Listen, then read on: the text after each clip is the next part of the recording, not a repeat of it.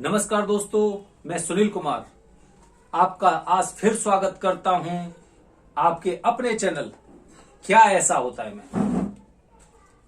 सबसे पहले जरूरी सूचना, हमारे चैनल का उद्देश्य कभी भी किसी के पक्ष और विपक्ष का नहीं है, ना ही हमारा विश्वास कभी अंधविश्वासों को फैलाना है। तो आज हम अपने टॉपिक पर आते हैं, भिक्षावृत्ति। ये भिक्षावृत्ति भी अलग अलग तरह की होती है और कुछ लोगों ने इसे देखा जाए तो व्यवसाय बना रखा है। मैं सभी भिक्षावृत्ति की बात नहीं कर रहा हूं, कुछ चीजें जिंदगी में जरूरी होती हैं, लेकिन भिक्षावृत्ति मुझे नहीं लगता कि कभी किसी भी प्रकार से जरूरी होती हो। दोस्तों, आपने हमेशा देखा होगा शनिवार को दिन आपके दरवाजे पर एक आदमी खड़ा होता है, उसके हाथ में एक स्टील की बाल्टी टाइप की, लोहे की या स्टील की होती है, और उसमें आप लोग तेल चढ़ाते हैं, तेल देते हैं। ये ऐसा व्यवसाय है जो लोगों ने धीरे धीरे करके अपने परिवार से लेके आगे आने वाली पीढ़ी तक के लिए सेट कर दिया है कि हमें तो यही काम करना है। मैं इस भिक्षावृत्ति की बात कर रहा हूं। शनि महाराज के नाम पर दान लेने के लिए वो लोग क्या कर रहे हैं? क्या कभी ऐसा सोचा है? क्या आपने देखा है? सबसे पहले मैं मुद्दे पर आता हूं कि हम लोग ऐसे लोगों को तेल देते हैं, क्या वो शनि दान है? क्या वो शनि के लिए दान कर रहे हैं? क्या दान इस तरह का होता है? ये चीजें मेरी समझ में तो बिल्कुल नहीं आती कि वो दान होता है। अरे दान करना है तो दान के नियम होते हैं। आप किसी गंगा नदी या किसी नदी के तट पर जाइए, पंडितों से यथाविधि आप उनसे वो दान करवाइए, या और आपको जो भी कार्य करवाने वो करवाइए। लेकिन घर पे आया, उसने डोलची दिखाई और आपने उसमें तेल डाल दिया, ये दान नहीं है। ये तो इन लोगों को बढ़ावा देने का एकमात्र कारण है कि हम अपनी उस सोच से बंधे हुए हैं कि कह दिया कि भाई शनिवार के दिन दान करो और आपने दान दे दिया। ऐसा नहीं है।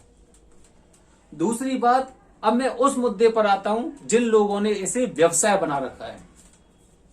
हो सकता है आज के टाइम पे वो लोग भी इस तरह से तेल मांग रहे हैं जैसे कभी उनके पूर्वजों ने भी मांगा होगा। हो सकता है, मैं किसी पे आरोप या प्रत्यारोप नहीं लगा रहा हूं, हो सकता है उनके पिताजी ने किया होगा ये कार्य, आज वो करने लग गए। लेकिन चलो ठीक है, आपके पिताजी ने वो काम किया, आपके दादाजी ने वो काम किया, लेकिन आप अपने बच्चों से क्यों करवा रहे हो? ये सोचने वाली बात है। मैं तो मानता हूं कि जो लोग इस कार्य को करवा रहे हैं उनमें कहीं ना कहीं शिक्षा का अभाव है। आज के टाइम पर हर इंसान अपने बच्चों को अच्छी शिक्षा देने की कोशिश करता है, और आप क्या करवा रहे हैं? भिक्षावृत्ति। ऐसा मत करवाइए। आपको पता है, जो लोग दान देते हैं वो उस तेल में सबसे पहले अपना मुंह देते हैं, मुंह देखने के बाद उस तेल को आपके पास देते हैं। देखा जाए तो अपना प्रतिबिंब उसमें देखा और आपको दान कर दिया। क्या आपके अंदर उसके अवगुणों को सहन करने की शक्ति है? उस बंदे ने अपने ऊपर की सारी व्याधाएं आपके ऊपर दे दी और आप उसे ले जाकर घर में खाना बना रहे हैं, उसका अपने दैनिक जीवन में उपयोग कर रहे हैं।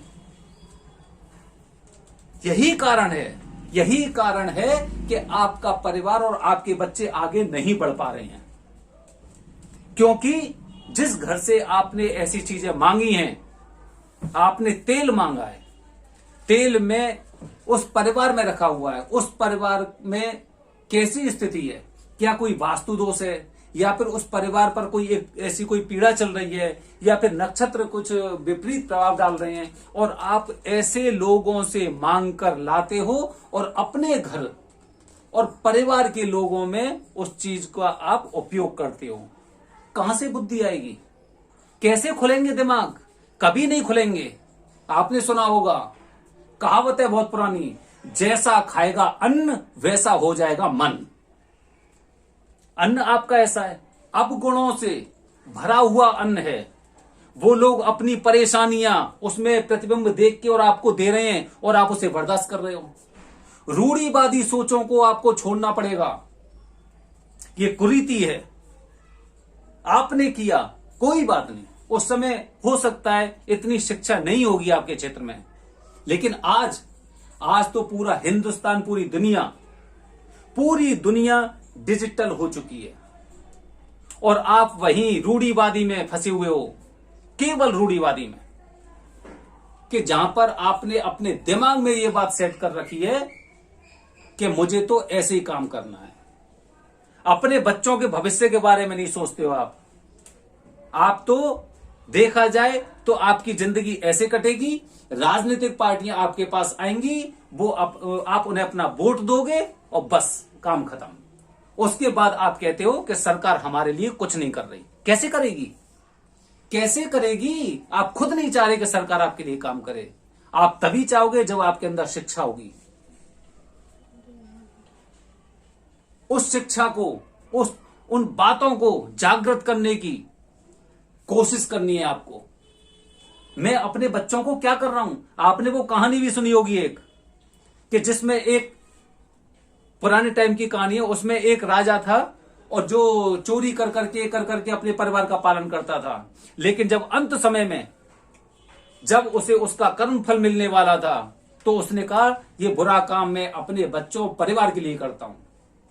बुरा काम तो आपने किया है, भुगतोगे आप। कोई किसी के लिए नहीं करता है कि मैं अपने परिवार के लिए कर रहा हूं, अपने बच्चों के लिए कर रहा हूं। उनके कर्म में आपका कर्म बिल्कुल नहीं है, बिल्कुल हो ही नहीं सकता। जो किया है वो तुम लोगों को भुगतना पड़ेगा।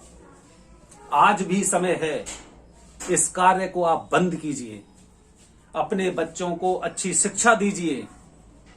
सोचिए, अगर एक बुरी चीज, बुरी नजर एक इंसान को लग जाती है, बच्चों से देखा होगा आपने, बचपन में भी देखा होगा, कहते हैं नजर लग गई। एकमात्र नजर लगने से उस व्यक्ति को इतनी पीड़ा होती है, इतनी परेशानी होती है। और आप जिस चीज का सेवन कर रहे हो, उस तेल को जिसमें उसने अपनी पूरी परेशानियों का प्रतिबिंब बना के और तुम्हारे ऊपर थोप दिया,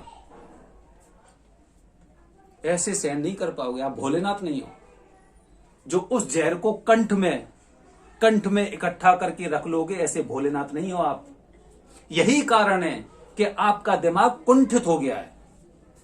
आप ज्यादा सोच नहीं पाते, आप अपने बच्चों के बारे में नहीं सोच रहे। आज आप इस काम को कर रहे हो और अपने बच्चों को भी ये शिक्षा दे रहे हो, बहुत गलत कर रहे हो आप। आपको ऐसा काम नहीं करना चाहिए, ये भिक्षावृत्ति है। अपने बच्चों को भिक्षा के लिए प्रोत्साहित करना, ये बहुत बड़ा दंड है। और दंड ऐसी नहीं है कि कोई कानून देगा, कर्म। अपने बच्चों के साथ अगर आप गलत कर रहे हो, उन्हें अच्छी शिक्षा नहीं दे पा रहे, तो उसका भी दंड भुगतना पड़ता है। आप किसी पुराण में या फिर सनातन धर्म के ग्रंथ में आप पढ़ लेना। आपको यह कार्य रोकना पड़ेगा, अपने बच्चों को शिक्षा देनी होगी। आज वो समय नहीं है कि शनिवार आया, जय शनिदेव, बाल्टी आगे की तेल मिल गया। ऐसा नहीं लेना है। मांगन मरण समान है, मत मांगो कोई भीख, मांगन से मरना भला, ये सतगुरु की सीख। ध्यान रखना मेरी बात। अगर मेरी बात आपको सही लगे तो कमेंट बॉक्स में अपनी राय जरूर भेजना। अगर आपको लगता है कि जो मैंने टिप्पणी की है वो सही है, तो आप कम से कम 5 लोगों को ये वीडियो भेजोगे और सब्सक्राइब भी करोगे। जय हिंद, जय भारत, हर हर महादेव।